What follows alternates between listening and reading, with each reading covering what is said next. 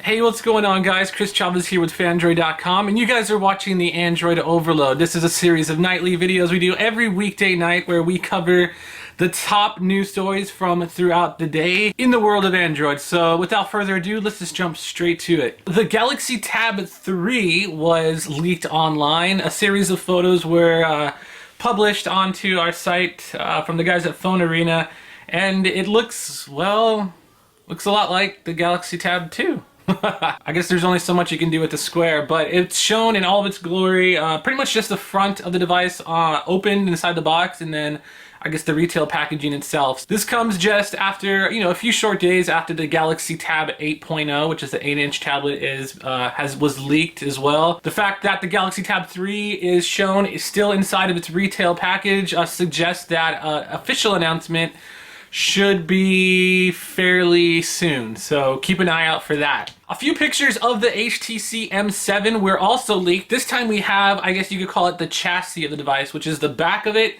and then some of the inner metal material, which I guess the digitizer and the display goes on top of. And it shows a device, very similar to the HTC Droid DNA. The only difference being in the front, which shows, like a 4.7-inch display, or what could house a 4.7-inch display, versus the HTC Droid DNA's 5-inch screen. Some of the users in the comments pointed out there could be possible stereo speakers for the front. It's kind of hard to say, but it looks like that actually might be true, just judging from the pictures themselves. Of course, as most of you well know, the HTC M7 is going to be HTC's new flagship device for 2013. It has all the fixins that you would expect from a top high-end smartphone. And right now, the device is rumored to be announced a week before Mobile World Congress at the end of February. So that should be almost any week now.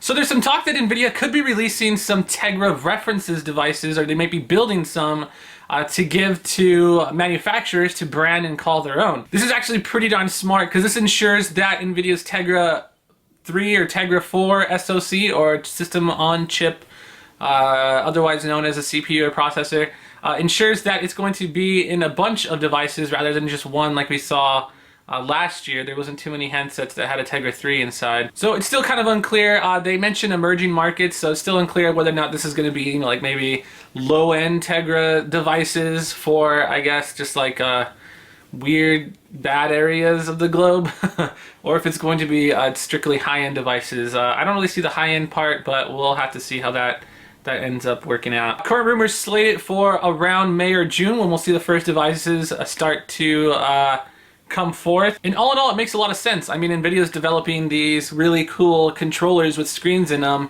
Rip off the controller part and the screen, you have essentially a really high-powered smartphone. Just throw a little radio in there and you're good to go. So be on the lookout for those this year, actually, later this year.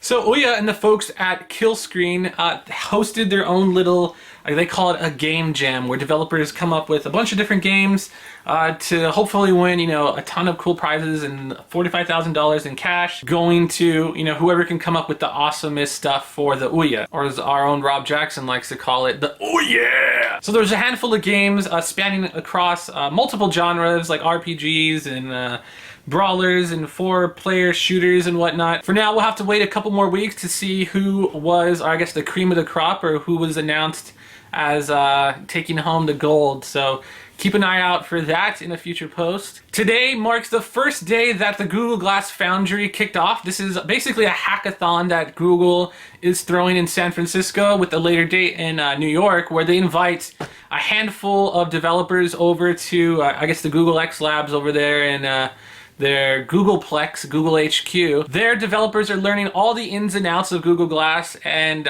figuring out how to develop apps for it, and just seeing what Google Glass is all about. Of course, us super geeky nerds, I guess the geeky of the geekiest, are just salivating and drooling at the thought of actually putting Google Glass on our eyes and just walking around like the Terminator and, you, stop right there.